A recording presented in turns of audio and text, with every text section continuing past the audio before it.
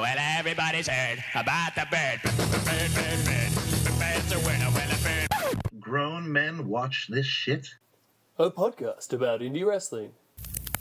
Bird is a winner, well, a bird. Well, a bird is a winner, well, a bird. The bird's a winner, well, a bird. Well, a bird is a winner, well, a bird. Ladies and gentlemen, welcome to Grown men watch this shit? Grown Men Watch This Shit. I am Chris, accompanied by my lovely co-host, Mr. James Vanderbeek, or Jeremy. How's it going, friend? Oh, lovely, as you described. I have to agree. I'm feeling lovely, looking lovely, just lovely in general. How are you, sir? I'm pretty good. I am, I guess I'm dealing with a bit of G1 madness at the moment. I don't know if you, maniacally feel the need to watch every show from the G1 Climax tournament, as I do. But No, sir. No. I couldn't possibly. The people who do so, like John Pollock, who watches like every single match and discusses every single match on a podcast, you are madmen. But yeah, no. So what's the best thing you've seen so far? Oh man, that's hard. I mean, early on my top three. Yeah, that's a bit better. Early on, my favorite was there was a awesome Zack Sabre Jr. match with he's had a great few matches. He had a really good one that I remember with Sonata. That was like 11 minutes of just like one of the best 11-minute matches I've ever seen in my life. Also, Ishii has really been the MVP of the whole thing. He's had some fantastic matches. I think maybe my favorite of the entire thing was Ishii and Goto. Just two big burly guys beating the absolute fuck out of one another. Nice. And I just loved it. And then more recently, the Ibushi Ishii match that everyone's sort of heralding as the match of the tournament. I got a lot of love for that. There's also a really great Michael Elgin has been fantastic all the way through. He's been just like so driven and just killing it in every match. Same with Hangman Page, your friend from previous interviews. They're a really good Kenny Omega match with Naito on like one of the first nights that was just got it all going. And another one actually, Minoru Suzuki's had some really good stuff. One of my favorites was him against the big brawler, the Unchained Gorilla, Togi Makabe. I don't think that match got nearly as much love as it deserved. Just a really fun match for just, highlighting both of those guys' strengths. And then Suzuki had another really fun match with Tanahashi. That was just great storytelling. They're sort of my highlights so far. But I mean, there's been a lot of good stuff. Some not so good stuff with all of the Tama Tonga, Bad Luck Fale shenanigans and bullshit. But, it's good from my perspective because I just get to skip those matches. So it saves me time. So, silver lining. Silver lining. Hey, there you go. Yes, sir. Man, I always love the G1 tournament. I don't get up seeing a whole bunch of the matches, just like the ones that are really highlighted. But the whole tournament itself is just the presentation, the way they treat it so seriously, the press conference where everybody shows up in suits ahead of time and everything. Oh, that's the best, where they have the photo shoot at the start and everyone's looking just fly as fuck.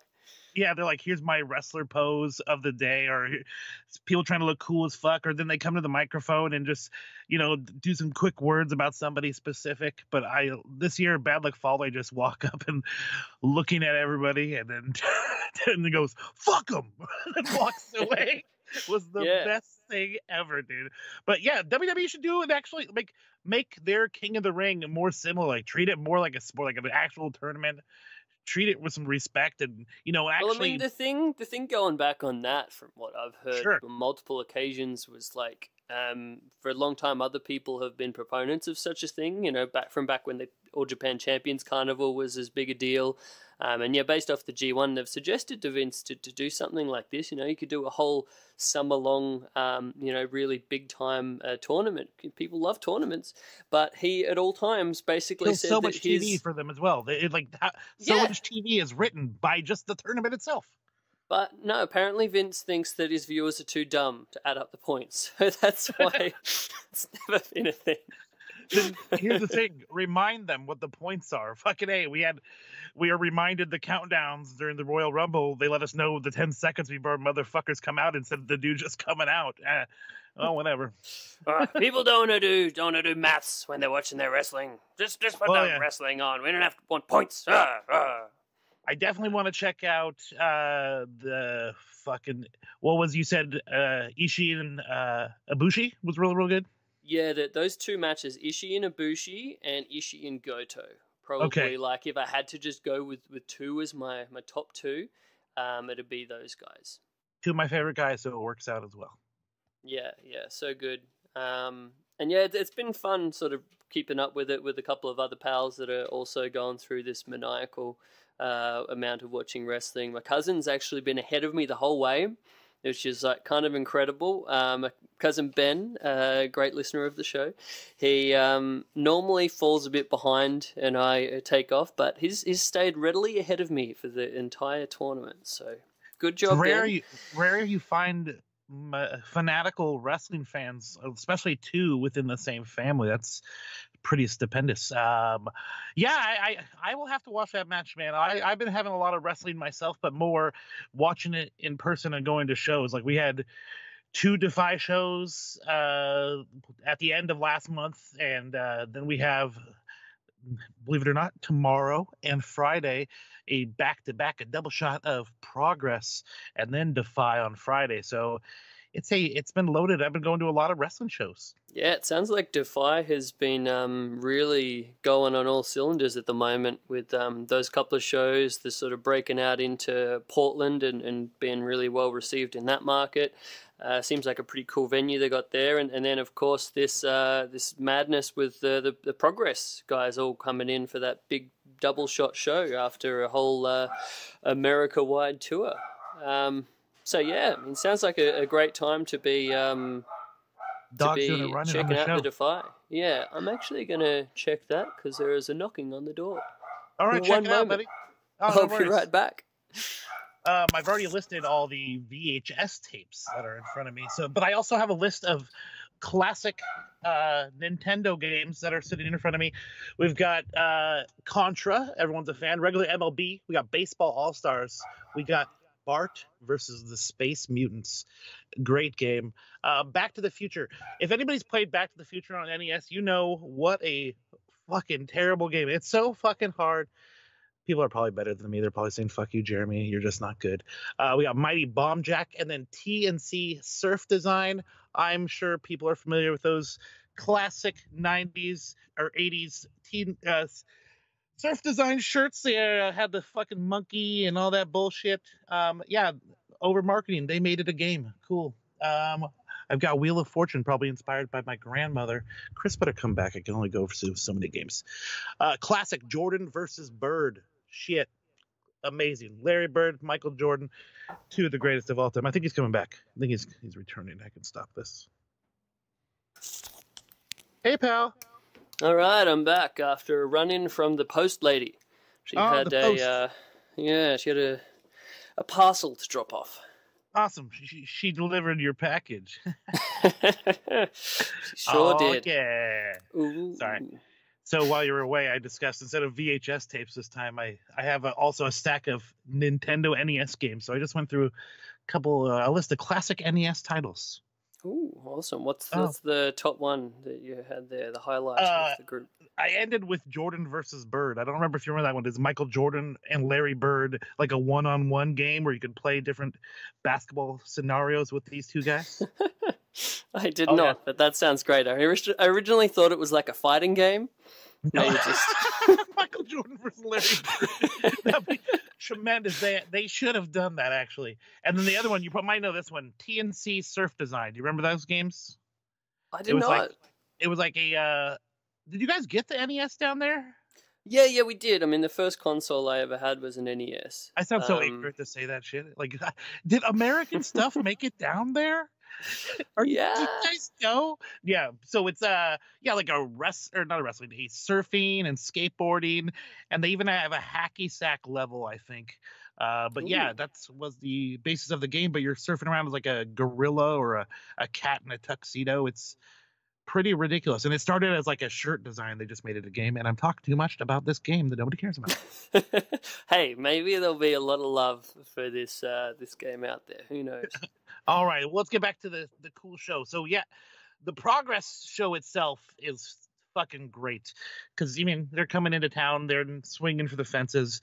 The main event is Walter versus Jimmy Havoc, which is just fucking ridiculous. And I've heard people who have texted me or tweeted me in this case, told me how very jealous they are that I actually get to experience that one in person.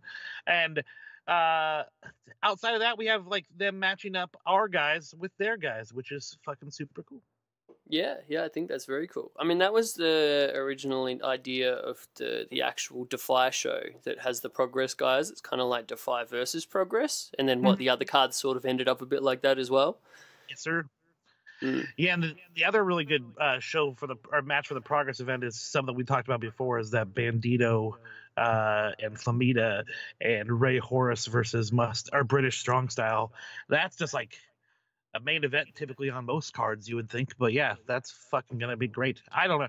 Yeah, I'm too excited, man. Having lived up here for the longest time with hardly any wrestling, and now one of the biggest indie companies international indie companies is coming to my city. That's pretty awesome. Yeah, definitely. Especially a promotion that blew up in the UK so much to where now they're like basically one of the top indies in the world, and they travel to America. Like, how insane is that? Yeah. And everyone's been lucky that enough to be part of this Progress tour, and it's been pretty tremendous, and everyone's giving oodles of praise. But one bad thing that came out of the whole thing is Kid Lycos broke his collarbone, so unfortunately I don't get to see him wrestle up here. Well, I mean, there were a couple of injuries, because also you're originally going to get Travis Banks, but then Trav got hurt before the show, so I then think he was taken off the tour, right? I believe that is the case, yes, sir. I forgot. Yeah. Forgot that didn't take place. That didn't take place during the actual tour, right? That was prior to it, right? No, I think it was just prior, because they had all of the matches lined up, and then they had to sort of reshuffle everything with Trav being out of it. Yeah, it's just a shame when that kind of shit happens. But hey, you know what? It's, as they say, cliche. It's not ballet.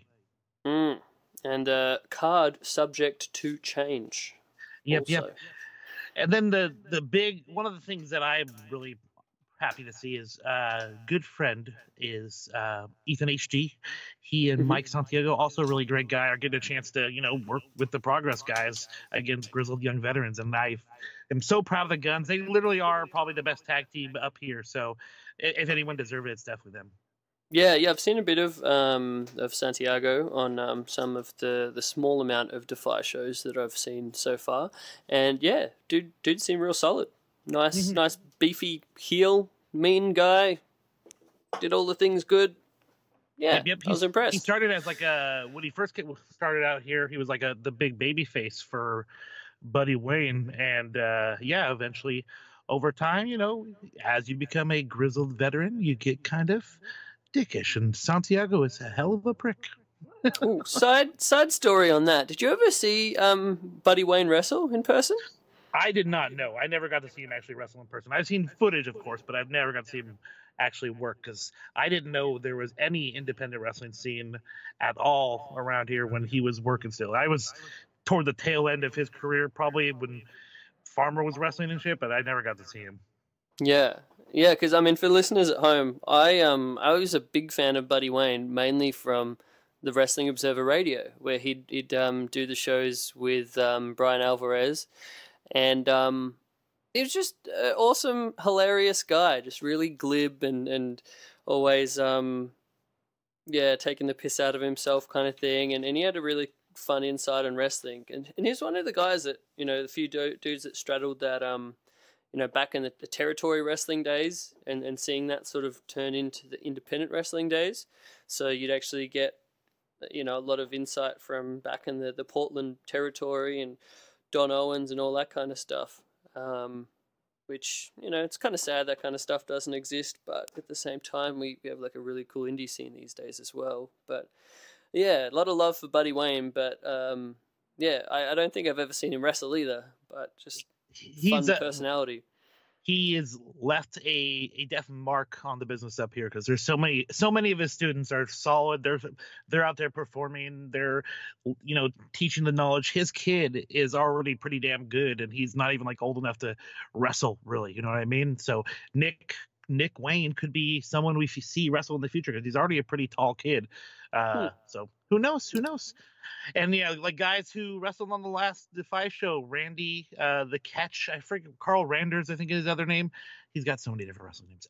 But he was the head, I believe, of the school after Buddy passed away. And I'm not sure if the school is still going to be around and active, or it was kind of up in the air after Buddy passed. I haven't heard any more details, but there's still people out there lending the Buddy Wayne knowledge out to the future generation. So he has left a mark, which is what every wrestler wants to do. Yeah, definitely. I mean, he obviously lives on through a lot of everything that Brian Alvarez knows about wrestling, with him learning a lot from Buddy, and that goes on to have a big part to do with the way people sort of perceive wrestling now, with how much of a huge thing that the Wrestling Observer and Wrestling Observer Radio have sort of had to do with the overall scope of wrestling. So it all flows on. For sure. I mean, the scene that you got up there in the Pacific Northwest, I always thought it was really interesting, and especially from when Defy has kind of like just blown up the way it has. And again, you saying like it's sort of being so separated from everything up there, and then you guys get like an actual promotion that'll bring in a bunch of awesome dudes, and also sort of focus on fostering the talents of the local guys. It's just a really cool thing. I mean, I'd love to talk more at length about Defy sometime on a future episode if you'd want. For sure. Yeah, but I mean, you guys had a couple of good shows you were talking about. So the recent escapade into Portland, that's the second one that they've had out there now, is that right? That is correct. Hawthorne Theater, I believe, is the venue. Really cool look, and yeah, show was awesome. This time I got to see it from the actual stage, so I got to see a lot better. But the main event, which is something I want to talk about real quick because it was so great. I don't know if the people are really fans of Austin Aries, the whole belt collector thing, because a lot of people these days think belts are just props, doesn't really matter. But the way that he's doing it and is walking around with all these titles and putting it so over the top, like it is so important, which is kind of playing off that whole stick, and I guess just to piss you off more, he comes out and says he's not going to even wrestle because he has a fucking title match with Moose the next night, so he can't perform. So yeah, classic schmoz. But anyway, it's just fun, good times before the match. I love that shit.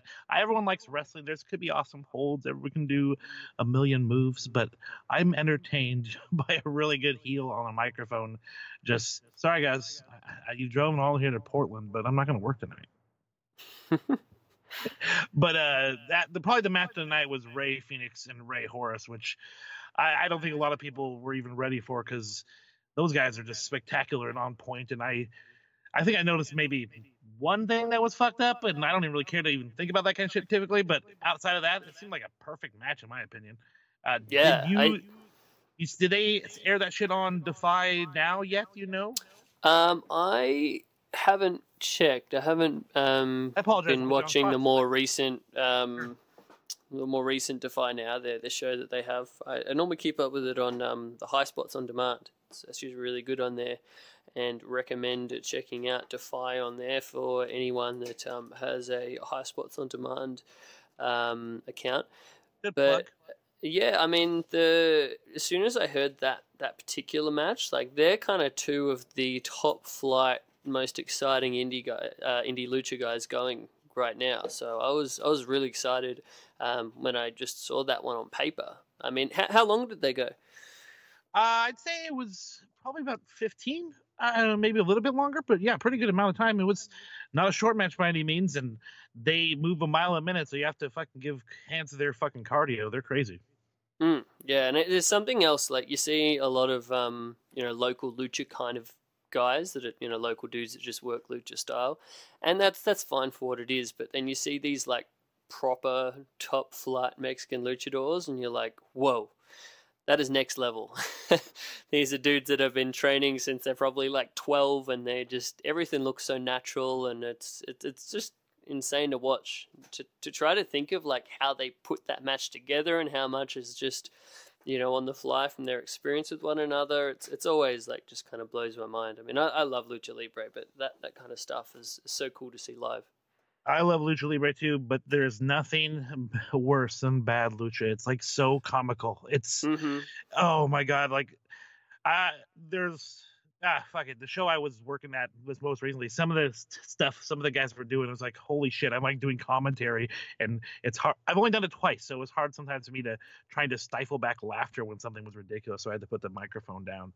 And it was just, dude, bad lucha is just so awful because it's so beautiful when it's done right. It's like they never stop moving. It's so smooth, and when you just see this jaunty, sloppy Lucha Libre, you're like, oh fuck, what are we all doing here?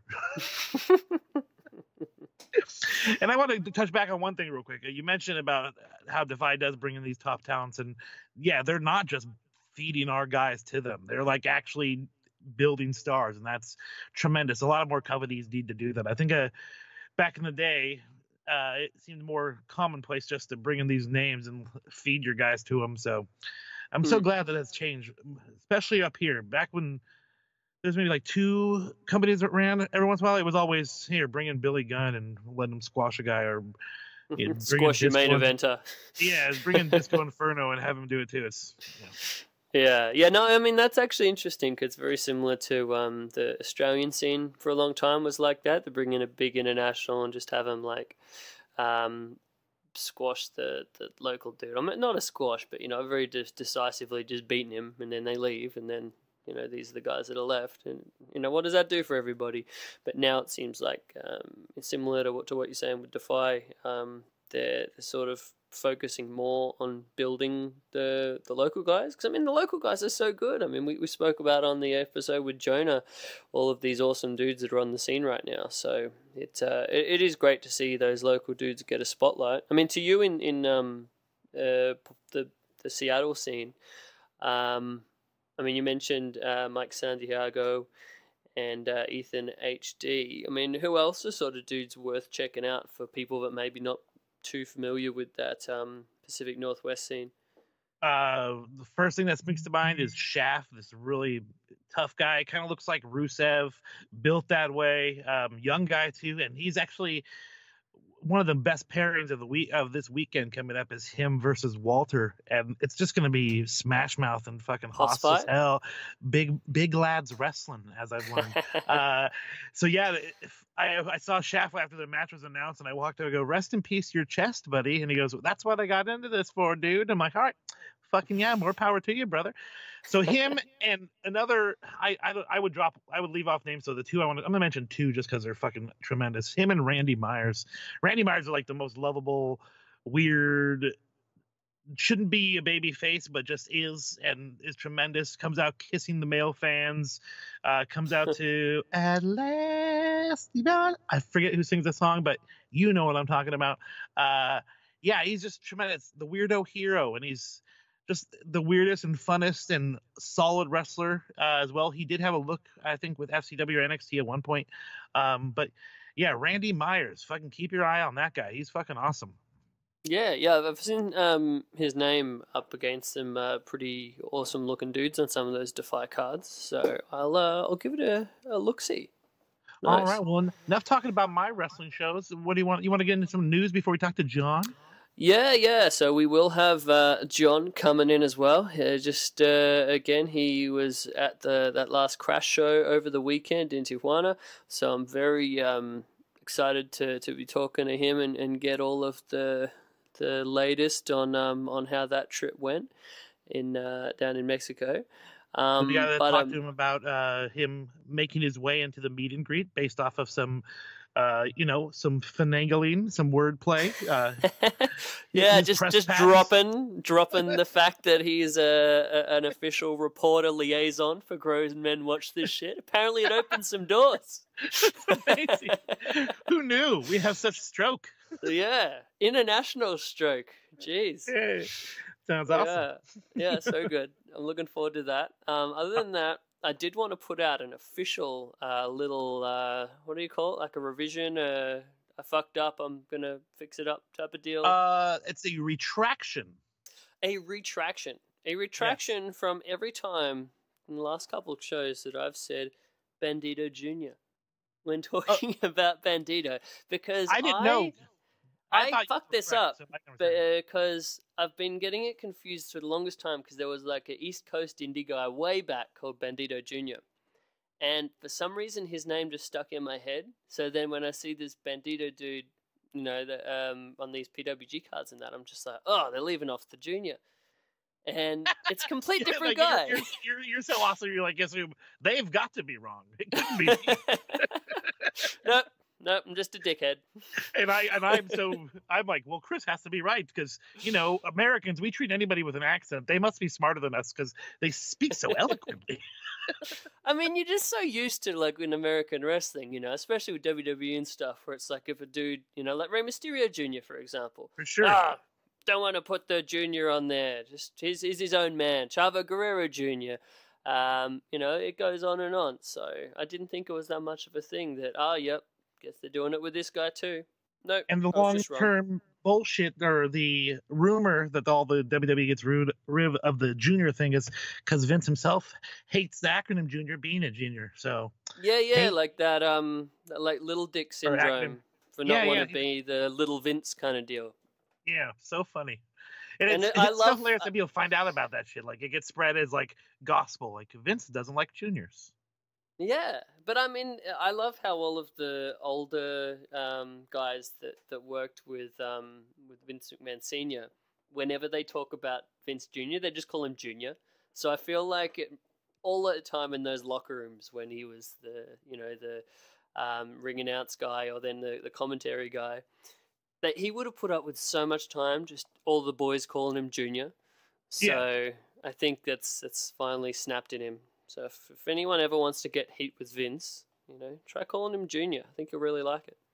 Yeah, it's him and Indiana Jones. They really hate that shit. So yeah, after that retraction, I did want to hit on the big all-in TV and pay-per-view announcement. Stop. No. What? Cut it. What?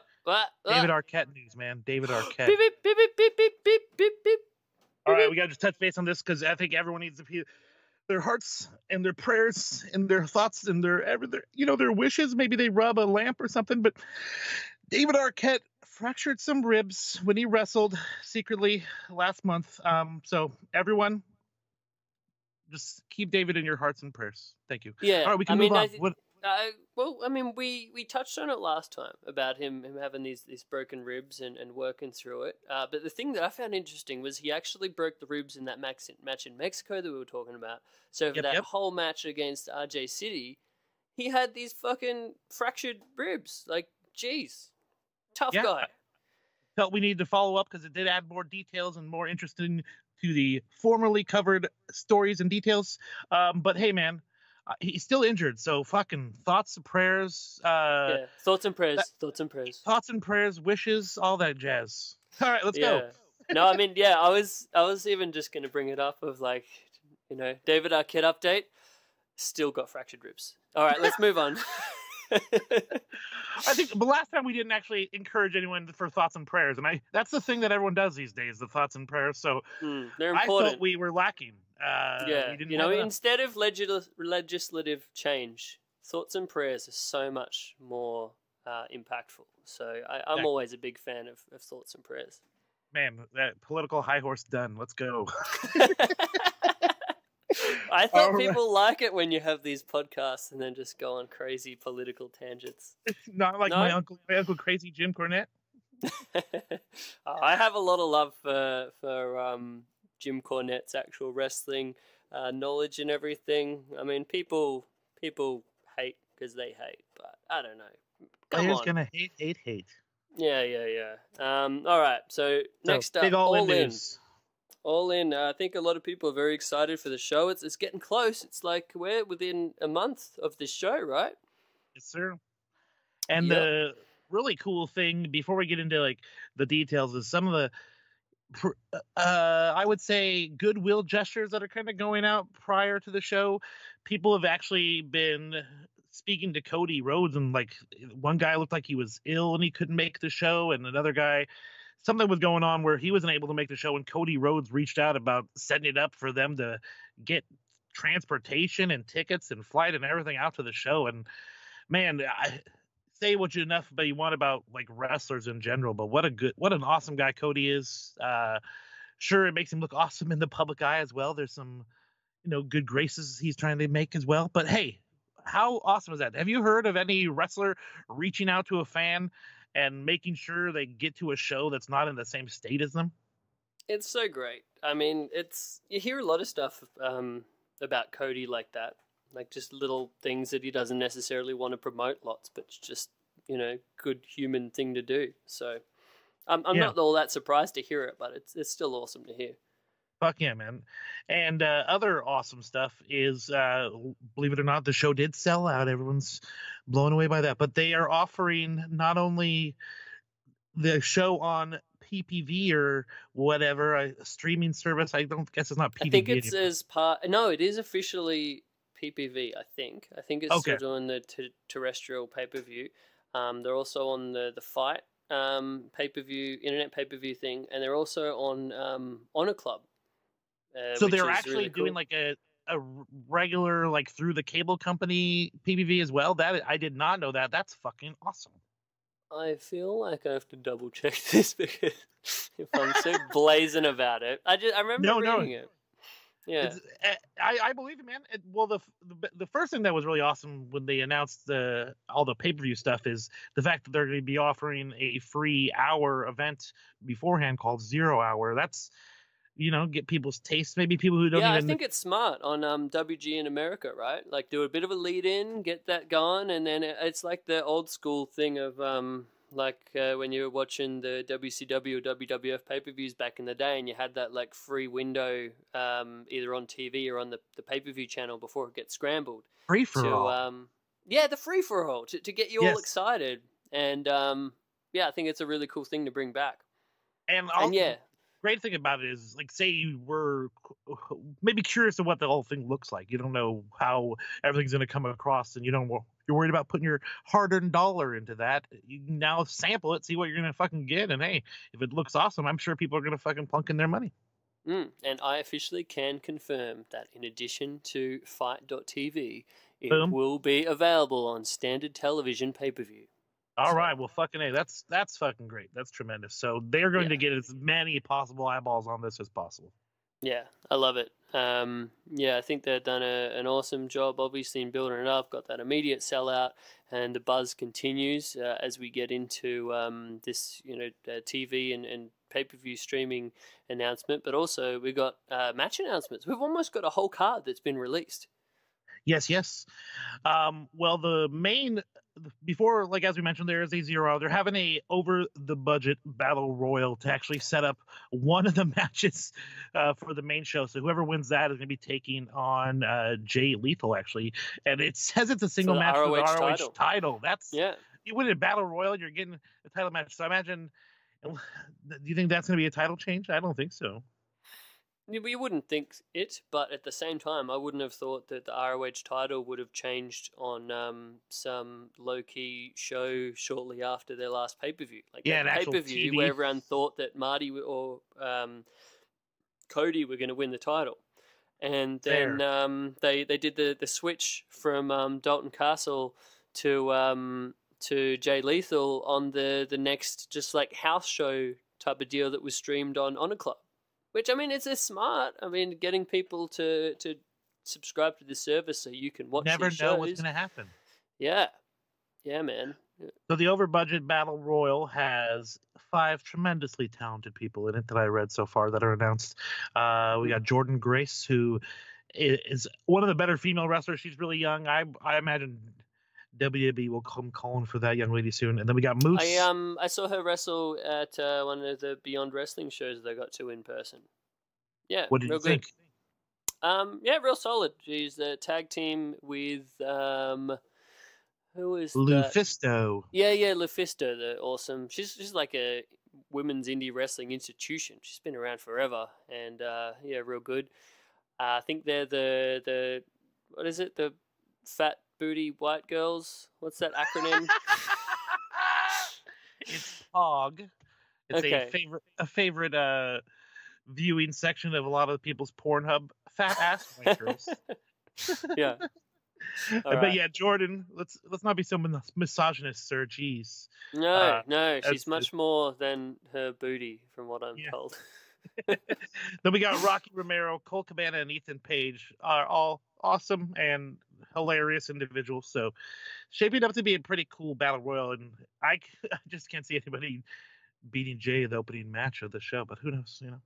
Yeah, I mean, I see Moose is in there. Moose had that awesome match with Austin Aries on that last TNA pay-per-view, where people were just like, how the fuck is, Moose having this match that this is great? So, I mean, I wouldn't be that surprised. Maybe this could lead to Moose's return into the fold of ROH if he was potentially to win. I don't know. I don't know. I love that show, by the way. The pay-per-view, the Impact one is real good. Yeah, I've heard great things. I haven't seen it myself yet, but everyone's been saying awesome stuff, and I'm just so happy to hear that. Sorry, not TNA. Impact Wrestling is returning to their strength of just putting together awesome wrestling pay-per-views like they used to from like 2003 through 2007. I want to say. Yeah, it's kind of back to being a super indie on TV. You know what I mean? Like they're just bringing all the different awesome indie talents in. So. Yeah. Interesting match on this show. Christopher Daniels versus Stephen Amell. What are your thoughts? Yeah, I love it. Because I think everyone was really impressed by Stephen Amell's like last wrestling match that he had, that SummerSlam one, wasn't it, against Stardust? I want to say. Sounds but right. Yeah, I mean, who better to actually Stardust Junior. Stardust Junior. I think. Stardust Junior. Sorry, I was giving you a hard time. I'll add Junior to every wrestler's name from now on. Oh, I see. Yeah. Yeah. Ribbed. You got ribbed. I got ribbed hard. But yeah, who better to make Stephen Amell look good than the ring general himself, Christopher Daniels? Like, got to be like all time one of the smoothest, just like overall best wrestlers that makes every little thing that he does look so easy and so good. A lot of love for Christopher Daniels. But yeah, I think I'm actually excited for what he can bring out of Stephen Amell. Should be very cool. Stephen Amell did some classic wrestling shit. He said he's going to retire Christopher Daniels. So, ooh, yeah, I like that. I like that a lot. Then we have Briscoe Brothers versus SoCal Uncensored. The other two guys in that group, Frankie Kazarian and Scorpio Sky. So that, yeah, apparently that one's also going to be on the WGN 0 Hour show in the lead up. Yeah, excellent. I think that'll be really good. I think the Briscoes are so good at the moment since they've made their heel turn. They just really remind me of like almost like the sheep herders kind of thing, of just these out of control Southern boys that are just not doing anything for the fans. It's all just like for them to be angry Southern boys that are going to fuck people up, and I think it's wonderful. So yeah, I'm really excited for that match. The best thing about those guys is they always come off as like, acting like the fans owe them something, and because they've worked there forever, you can understand that viewpoint. So it's one of those really cool heel angles where like, well, fuck yeah, man, they've been earning it forever. And honestly, if those guys could get their shit together, they would have been surefire stars in the WWE. But they're both crazy men. Well, I think they're great because like they could have done that, but at the same time, they're like big time family men. They've got like 6,000 children. They run a chicken farm. Yeah, and it's like I think from what I know about those dudes, they enjoy cool. that life and wrestling, the ROH schedule a Yeah. hell of a lot more than they would enjoy being on the road in WWE. So it's just great to see guys be able to take a different approach to wrestling and still get a great measure of success. Oh, for sure. And being the stalwarts of ROH and a mainstay, that's if you're gonna have a ROH Mount Rushmore, those motherfuckers are gonna be at least on it or stacked up as two representatives in one. You know what I mean? Like, oh, for real. Yeah. One of the first ever ROH show I got to go to, actually, in the Hammerstein Ballroom back last time they had the WrestleMania in New York, or New Jersey. That was the one where Jay won the ROH World Title for the first time. nice. So that was actually really cool to be there for, and they had all the family that ran in the ring, and then they played "Give Me Back My Bullets" after the pay-per-view went off the air, which was the famous Skinner song that the Briscoes had gone back years and years in ROH before they had to get a more mainstream copyright-friendly song since the television fancy era of ROH Yes. that we're in now. Yeah, that was awesome. So yeah, I'm really looking forward to that one. And also, now this match I'm excited about. We got Rey Mysterio Jr., Phoenix, Bandito, against the Golden Elite of the Young Bucks and Kota Ibushi. Yeah, Whoa. man. Yeah. Fucking A. One of those matches, anytime there's that many high flyers, like to say, those guys probably won't be touching the ground during the entire show. But yeah, that should be fucking stupendous. That's worth the price of admission alone, I'd say. I'm just Great. personally really interested if we can get any interactions between Rey Mysterio Jr. and Kota Ibushi. Like, that's one of those weird super dream matches, maybe from another era. But at least being able to see those dudes share the same ring and doing a couple of spots, I think that'd be really cool. Yeah, it's one of those things where you never thought about needing to see that match, but as soon as you hear that they're in the same match together, it's like, oh, I need to see that. Indeed. Yes. Another one that I'm thinking might be a sleeper going into the show, but I think is really going to deliver, Joey Janela against Hangman Page. Two of my favorites. Yes, sir. Yeah. It's interesting to the pairings that they went with. Sometimes are kind of interesting. Like, I didn't think Joey Janela and Hangman Page together would be something that I would want to see, but they're both incredible wrestlers, so it must be good. And fucking A, man, Joey is just like the hottest streak ever. Like, that show he's doing, Lost in New York, just looks incredible. Like, we don't need to go on that right now, but I cannot wait for that. the And it's hottest going to be indie live on wrestler. Internet pay-per-view now. Just Yeah. as a little side note, I can't wait. Yeah. So yeah, Joey, hot streak. I pull for Joey in this one, even though Hangman is Bullet Club, whatever. I don't know, man. We skipped over the ladies match. Do you even want to discuss that one? It's not even on my list.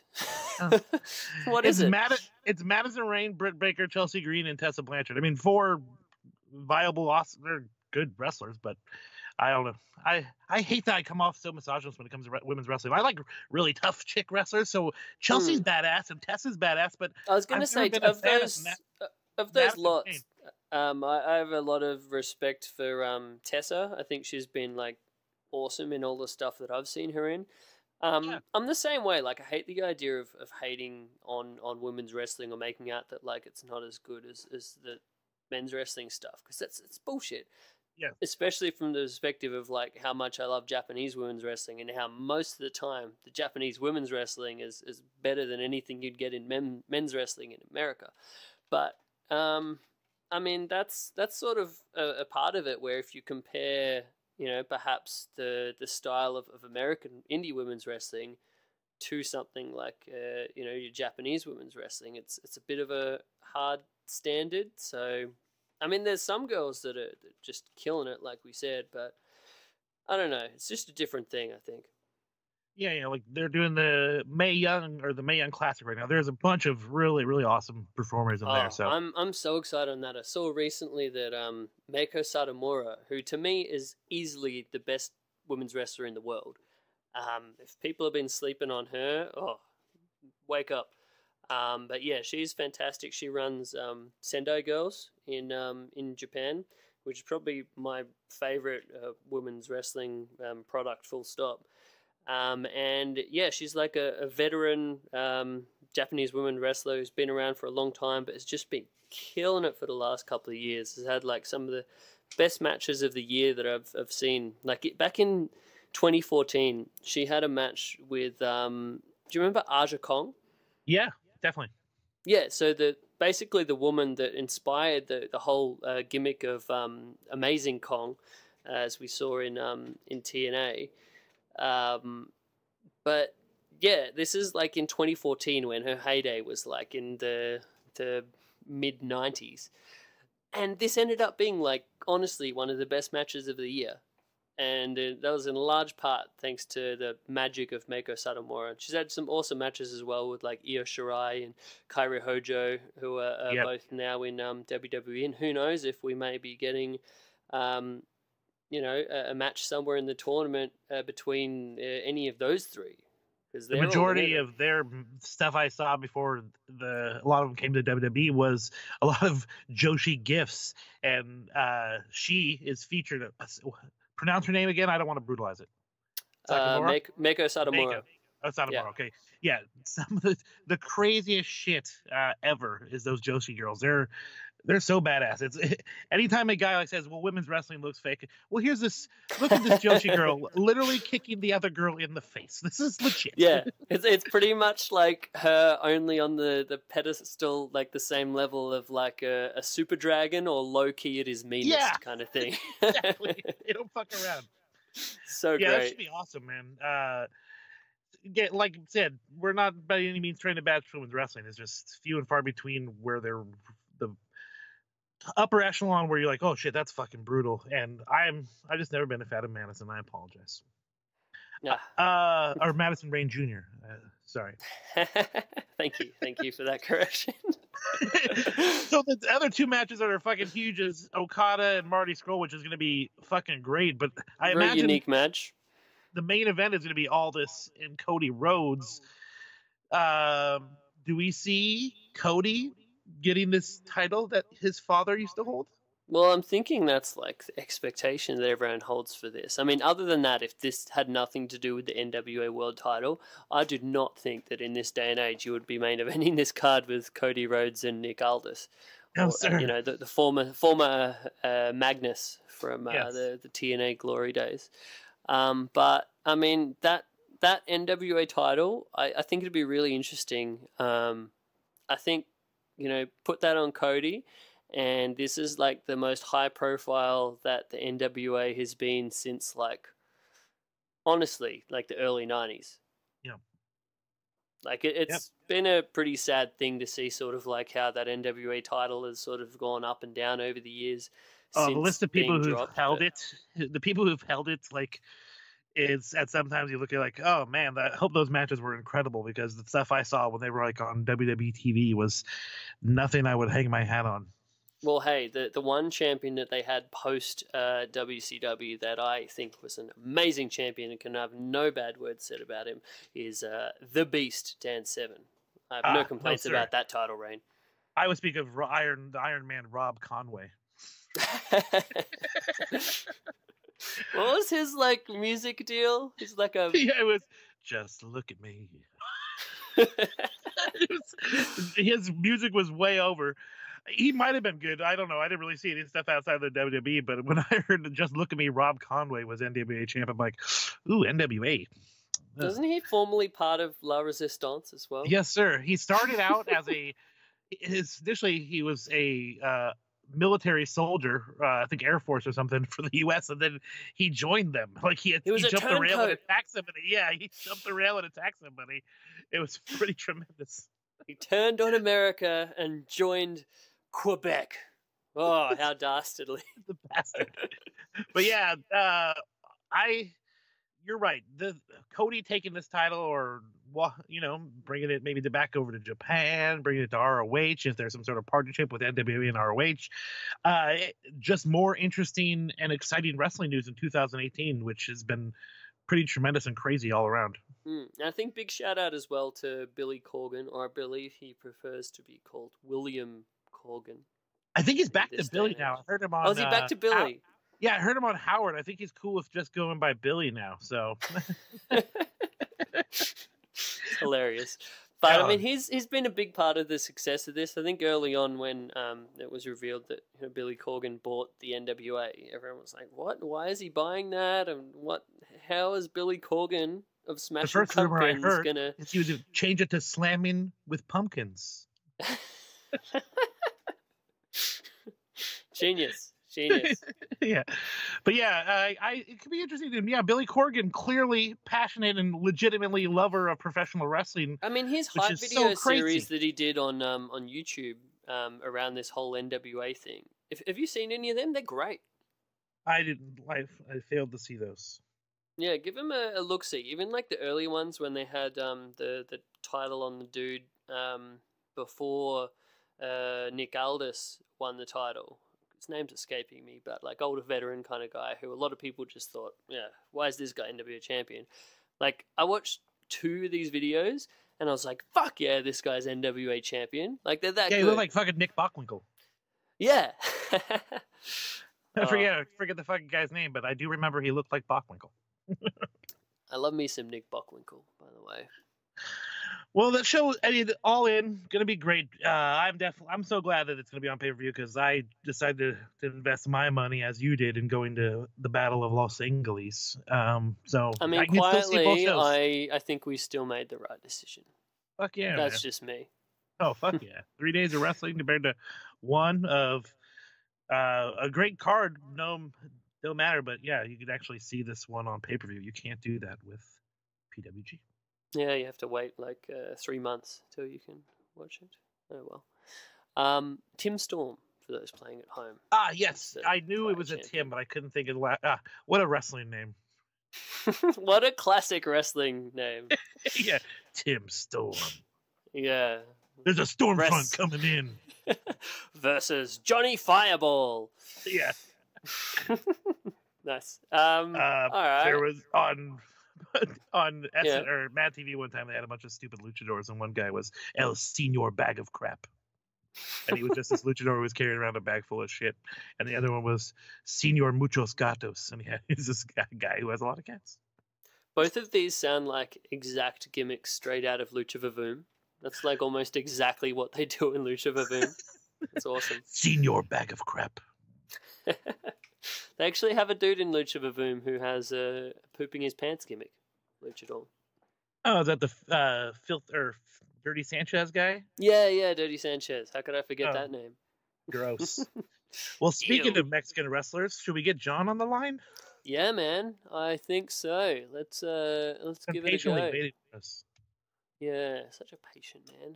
Let's see if this thing works. You still there, pal? Yes, sir. All right. I may need to do the thing where I call him up and then add you in. That seems to be more Alright. the thing of success that we've had. I'm actually on, but I'm trying to take you out speaker. Oh! I was about to click on the hang up button. And last time you had it on Ah. video mode the whole time. You should. At the very end Yeah. of the call, we saw your face. We're like, hey, there's John. Well, welcome to the Okay. show, my friend. Thank you. I appreciate you having me back on. It's a lot of fun. No, we're happy to do so, especially in light of your recent exciting adventures. It's not every day that indie wrestling fans get the chance to just go to fucking Mexico and see a lucha show. So I always like the opportunity to find out all about it. Every little minuscule detail, every awesome taco that you had. Please tell us. Well, I'll tell you what, I definitely want to put this place over. I mean, first off, I think we all know how good the Crash is. And Mhm. either you've been to Tijuana or you're not, or you haven't. And if you haven't, a lot of people, don't know what to think about it. And if you have, it's a great place. So happy to definitely put that over. Really got there Thursday night, just kind of got checked in and everything. Right around the block from my hotel is a pretty good taco stand. So, not the best, not the worst, but it's cheap and it's right there. So I just grabbed something there. Friday. Did you do Airbnb? Is that a thing down there? Or is it just No, a normal I hotel? stayed at a place on the tourist strip. So the main tourist strip is Revolution. And that's where you have these horses painted up like zebras, and they want you to pay to take a picture with them. That's where all these people are selling all these little trinkets and just they call them curio stores.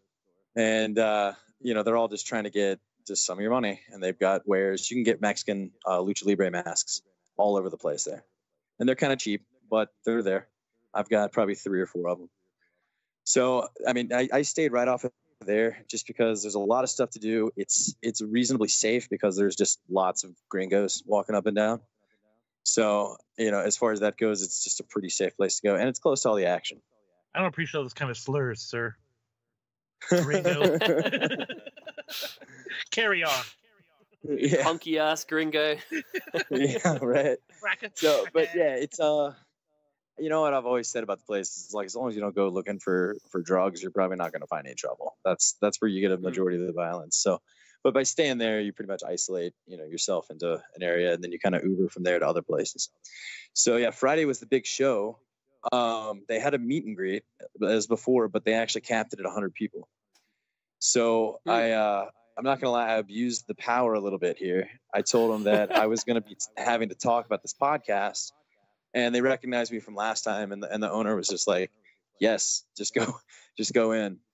Shout out to Bandito though, because I sent him a message, and he was gonna get me in if I wasn't able to get in. So shout out to Bandito for looking out. Just came in a couple minutes. We were joking about how we have so much stroke in Mexico. Just you mentioned a podcast with me and Chris, and everyone's like, "Yeah, come on in, enjoy." Oh, I appreciate it. Yeah, I mean, I got a little bit of hospitality. So I did try to get there early enough to get a ticket, first 100, and apparently you have to get there 2 hours early instead of 1. So I met these guys, this guy named Daniel and another guy named Juan, and they were really big wrestling fans, and they spoke English pretty well. Guys in college to be a chemist. So, nice. Sharp guy. Yeah. So like, we're talking about all this wrestling. We're showing each other pictures we both took a picture with Joey Ryan, for example, different things like that. And he's asking me about, my indie wrestling, and I'm asking him more about, the Mexican shit just because I'm not as familiar with it. And so, yeah, really good time there. We all get into the meet and greet, and he takes me around and introduces me to all these wrestlers saying the same thing. Like, this guy did a podcast last time he was here. You should, he wants to say hi to you. and all these guys were just so receptive. Messias, also known as Messias. Yeah, Messias. Formerly known as Judas Messias. Or from TNA. Ricky Banderas in TNA. Mm-hmm. Back in Puerto Rico. Look at how nerd we are. You mentioned one guy's name, like, he has all these other names. Well, I'll tell you what, one of his names stands for 1,000 deaths, right? So and this guy is massive, and I've only seen him just be a terrible, awesome person, right? So I meet this guy, and he is the nicest guy. Like, multiple times shaking your hand. Like, he's kind of one of those guys, he's talking to you, he's got his hand on your shoulder, and that's terrifying. Just really nice guy.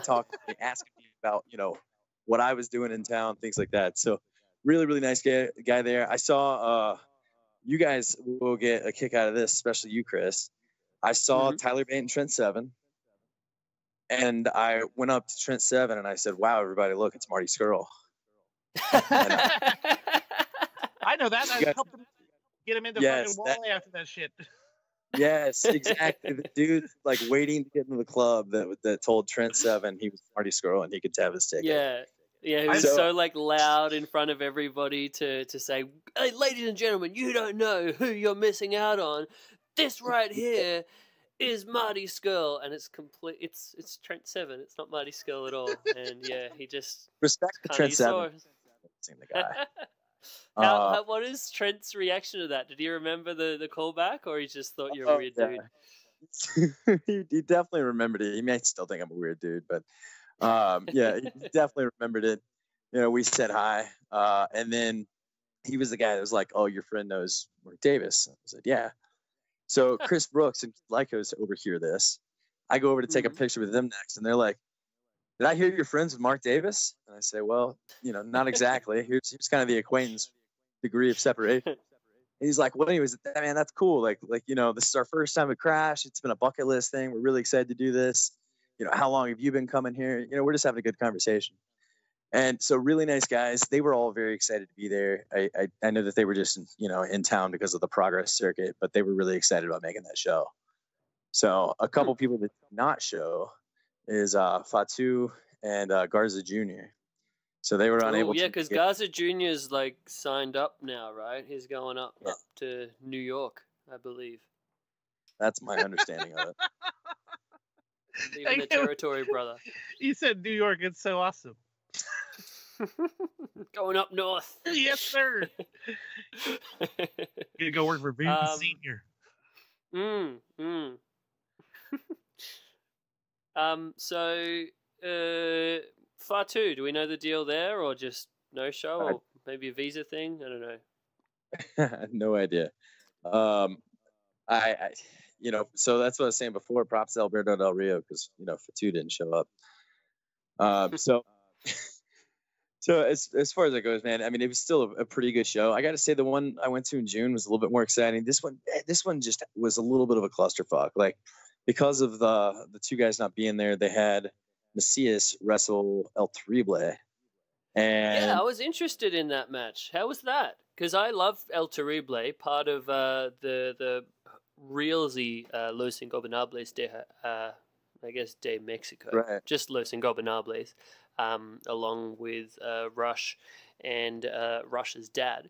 El Terrible has been great. And it was just saying my love for Macias. So how did that match look? Kind of two like big beefy rudos just going at it? Did they both go heel, or was someone a babyface, or what? Yeah, you're going to love this match, actually, because unfortunately, within about 60 seconds of a great match, El Terrible did a suicide dive outside, slammed his shoulder on the rail, separated it, and was unable to continue. Oh, man.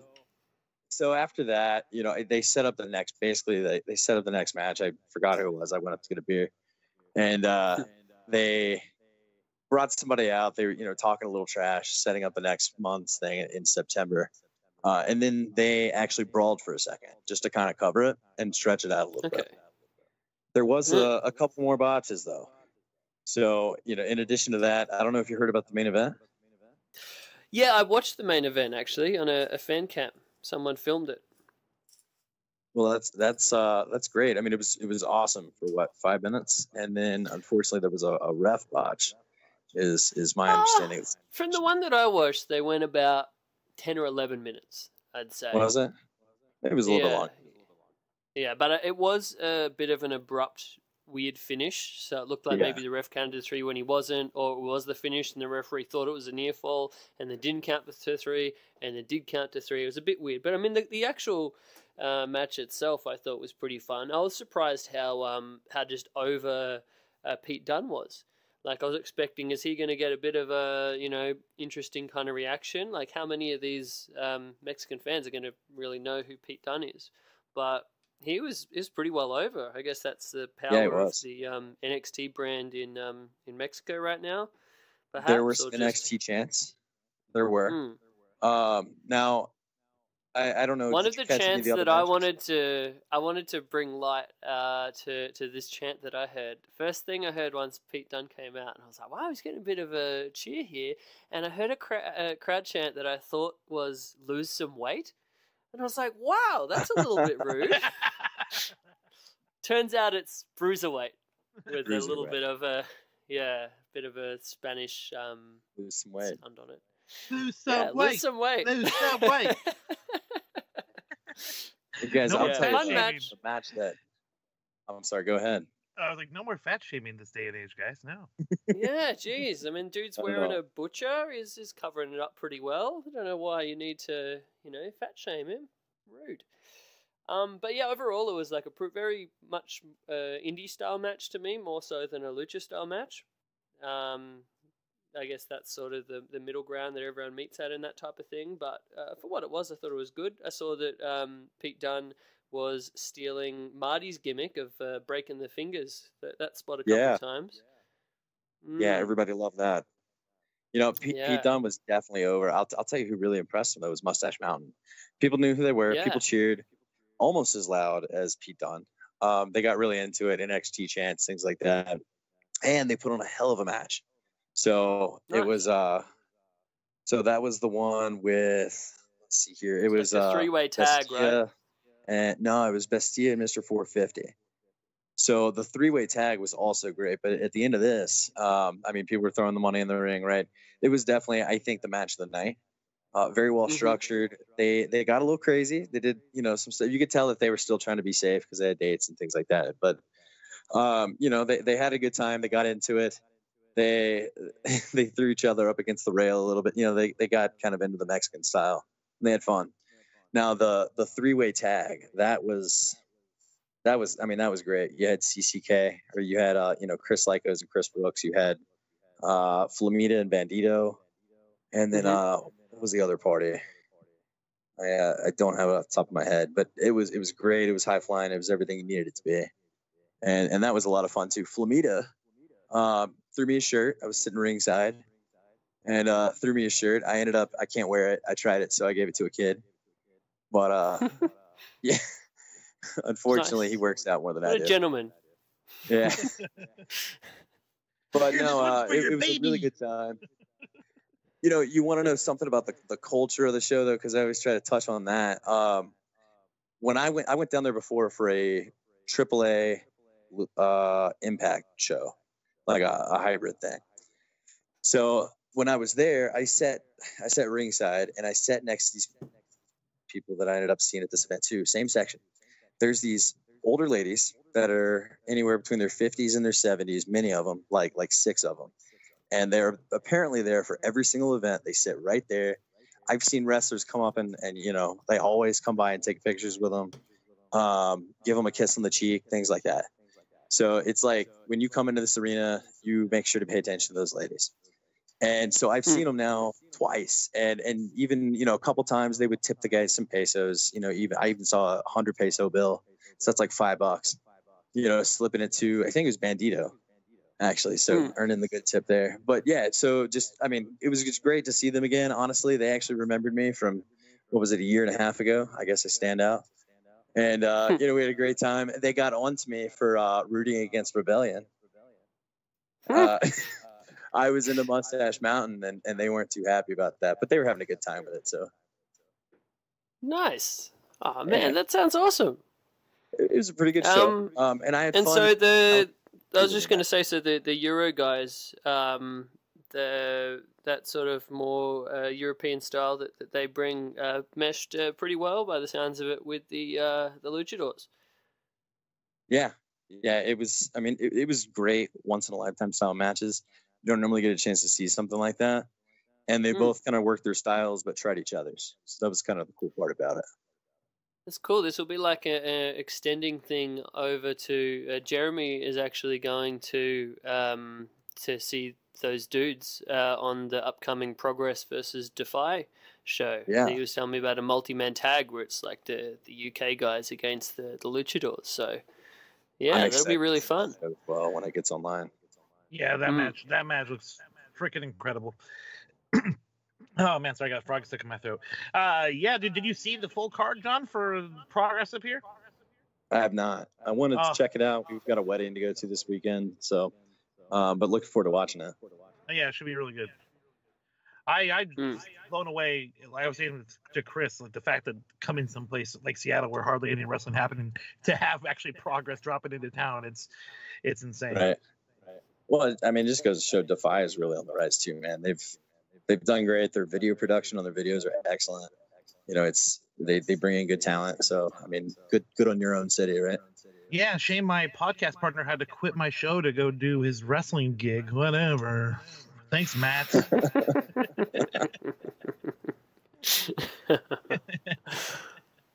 Oh, shout out to Matt Farmer. Yeah, He's a good dude. The best guy. Nice. I'm very happy for the success. He's a really nice guy. Yeah. Oh yeah, for sure. Yo. Yeah, man. So for that crash show, you had that. I mean, what did you do for the rest of your time down there? Well, the most fun was Sunday. Saturday, I just kind of did the drinking thing, hanging out at different bars. Real quick on Saturday, what I did get a chance to do is they have a big jug. This restaurant had a big jug, think like a refillable water jug, full of tequila, and marinating in that tequila was a big, big, big dead snake.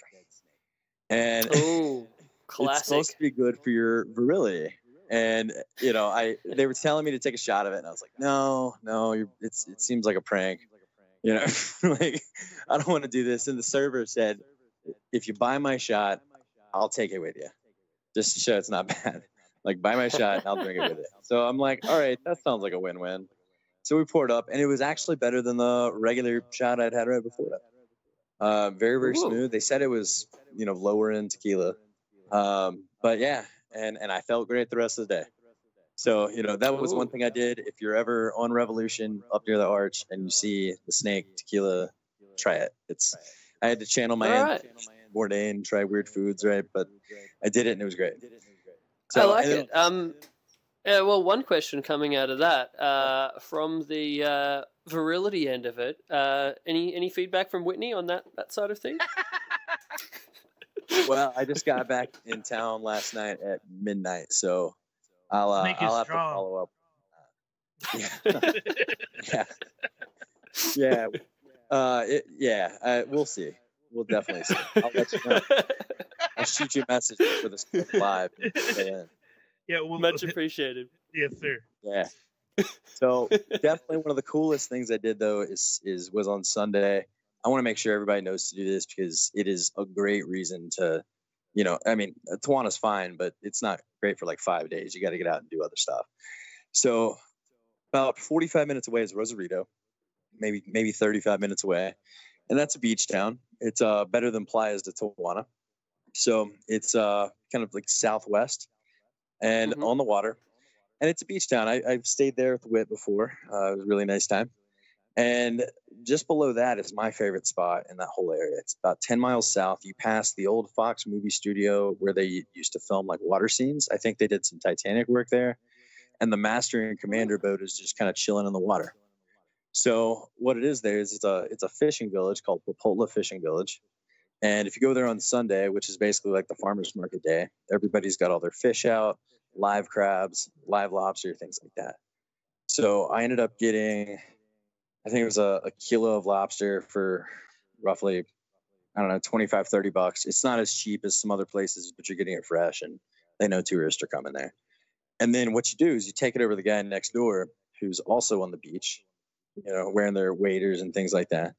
And he's got a big pot of oil and he's going to fry it up with some garlic for you, which is their traditional way of doing it.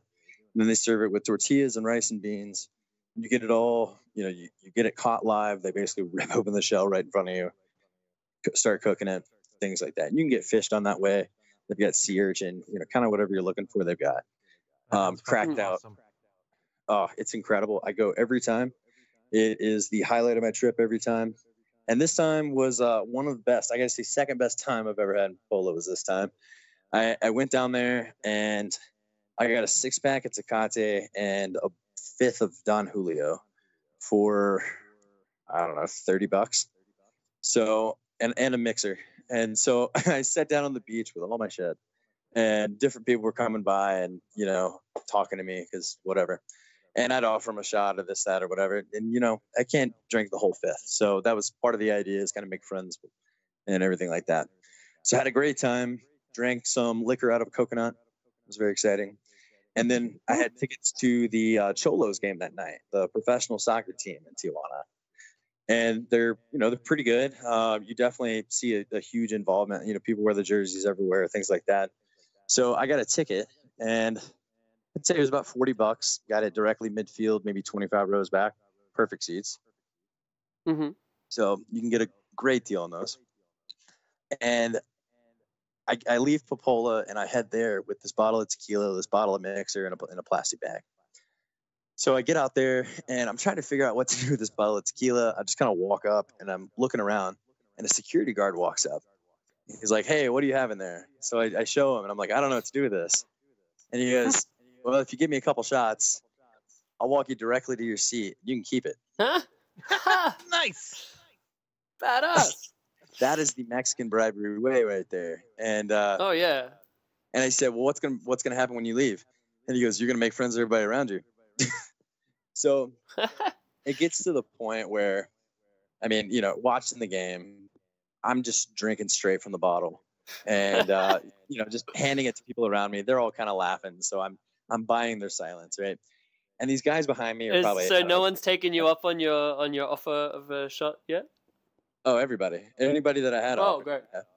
So these guys behind me, you know, they're like 25, 30 probably in their group, and like 5 of them were sitting there, and I passed it back to them, and the rest of the game, they were doing all these soccer chants, but they would plug my name in them. And so they'd be doing these John chants. And obviously, with me being lit, that was the highlight of my night. And then they all invited me to go out with them after. And they were, you know, nice guys. You know, like I said, just drinking tequila with each other. So Long they story wanted to go to short, some John bars. lost his kidney. Yeah, woke up in a bathtub with ice, right? We had a Fresh great time. incision. I will say I was caught by surprise when the place that we ended up was a gay bar. Not nice. a gay bar, but a gay variety show bar where they Oh, had that's Ooh. fun though. That's fun. they had strippers, they had, you know, karaoke, all kind of speckled in there. And now I gotta say I had a really, really good time, man. I mean, people were That just sounds sending great. drinks for like $1. Yeah, just kind of, you know, it was just a great time. So I was surprised that that's where we ended up, but I mean, that was probably the most fun I had at a bar at night, you know, most of the time. So real good time there. The last cool thing So I great. did is, and I really want to like highlight this because they're really revolutionizing everything. They got like a craft beer scene and a cocktail scene, and kind of, you know, this farm to table hipster stuff is really starting to catch on in Tijuana. And so one of the places that I actually got brought with, you know, some of the friends that I'd made down there was this place called Law Container. And think like a warehouse. You ever seen, you know, like a bar out of a, you know, the steel walls? It looks like an old warehouse or storage room or something like that. Sure. And like a trailer. So they had this 2-story bar made out of all these things, and there's, you know, there's brewery collectives, you know, restaurant, things like that, and you can get bottle service for $30. So of decent stuff, you can get one for like 10, but if you want good stuff, like $30 plus, and it's the mixers. So we all did that, had a good time there, and it was great. You got to, you know, kind of mix and mingle with everybody, just talk to different people. I started talking wrestling with this one random guy that wouldn't stop talking to me about it for 20 minutes. It was a really good time. So there's lots of good things to do there. There's lots of tacos. I had one of the best cocktails I've ever had at a place called La Justina, and they're apparently known for them there, but it was, you know, like a $5 drink. It took them 15 minutes to make. It was a smoke old fashioned. Basically, they bottle some smoke. They light mesquite on fire and they bottle the smoke. They make an old fashioned, Ooh. and then they pour it into the Holy smoke. shit. And then they pour it out. Oh, I need that in my life. Now I got mine made with mezcal on the recommendation of the bartender. She's like, if you Oh, drink love me that some mezcal.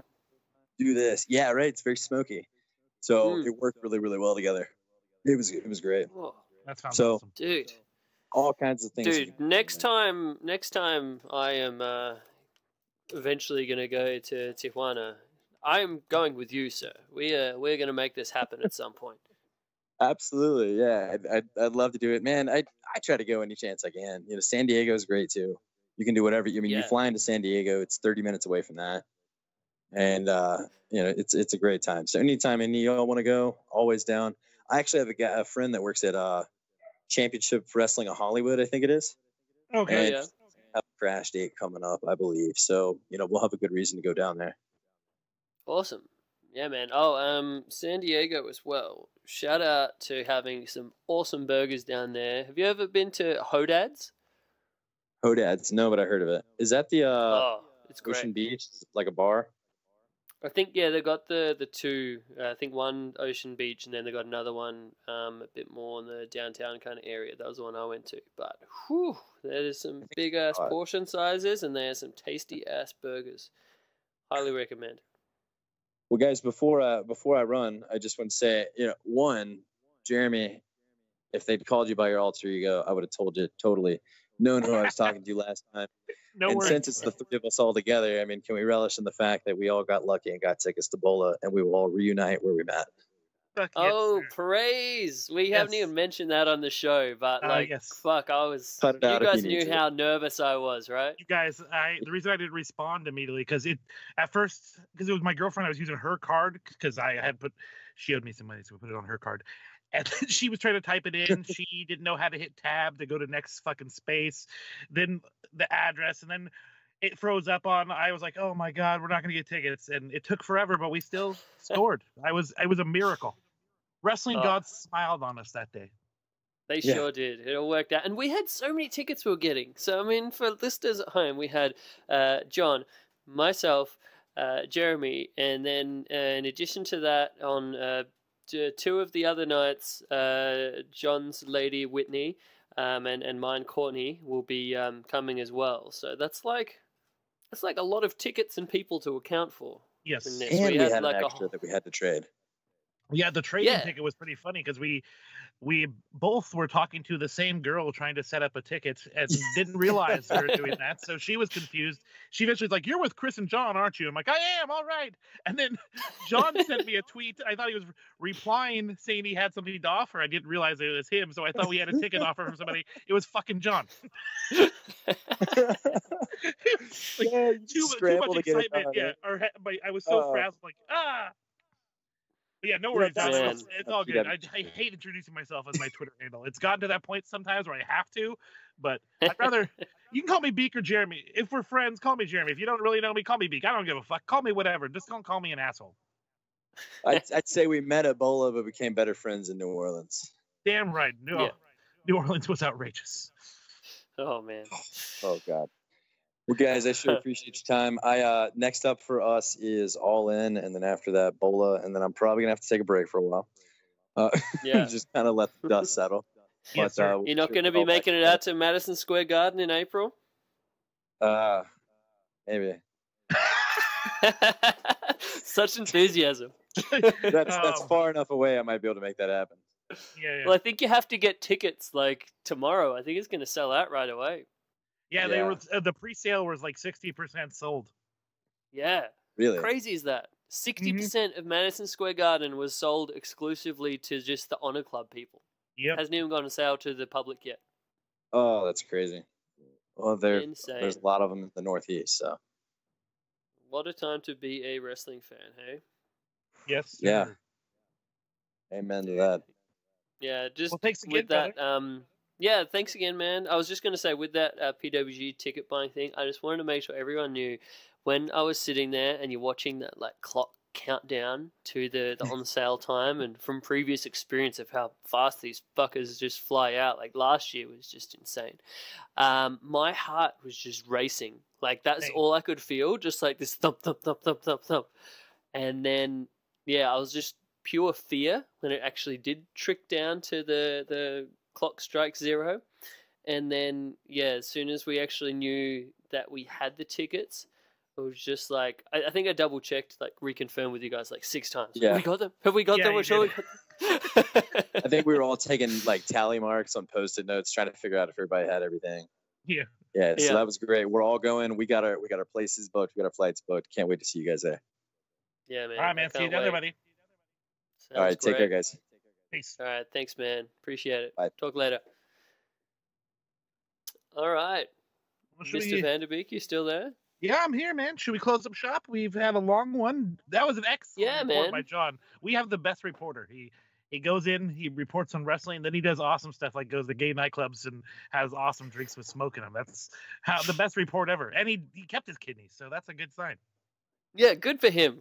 Kept his kidneys, kept his liver. He's got all of the organs still, I believe, and he's got what was it? Increased libido potentially from that snake shot. Yeah, Snake is strong. Yo. Oh man, yeah, that was so good. I really like hearing about all. Like, it's good to get the report of the wrestling show itself, but like it's also the stuff around the wrestling shows that sort of also pique my interest. For sure. I want him to grab me some lucha masks next time he's down there. Yeah, you can get one of those. Like, it's funny because like the quality of a lot of the ones that are the bootleg ones is just so shitty. Like, you can even see the stitching's like kind of crap, but they're the ones you have to get because they're like the authentic experience, I think, of buying the mask on the street kind of deal. Same deal in like San Diego, where you see them everywhere, and a lot of places like that. My plan is to eventually start collecting them, like even if they're the cheap, crappy ones, and get those mannequin heads and just have them all set up, like maybe lining the wall or something. I think that'd be really dope.